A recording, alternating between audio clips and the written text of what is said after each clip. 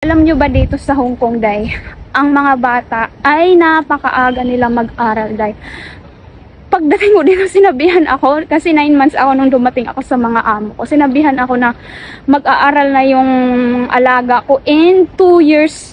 2 years old lang, i-enroll na nila. So, na-amaze ako, grabe. So, natanong ako kagabi, sa kanila daw, dito sa Hong Kong, mandatory or compulsory talaga, 3 years old, kailangan mo talagang ipasok ang anak mo. Kasi kung hindi, parang may nilabag ka na batas daw, human rights, sabi niya. So, ang 2 years old ay depende sa magulang. Pero pagdating ng 3 years old ng anak daw nila, kailangan daw talaga nilang ipasok sa school.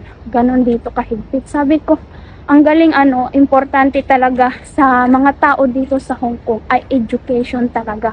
So, ang mga tao dito, napansin nyo ba, ang mga anak lang nila, 1, 2, 3. Yung iba aso na nga lang yung anak nila. Yung pinaka-anak nila, nag-aalaga sila ng aso.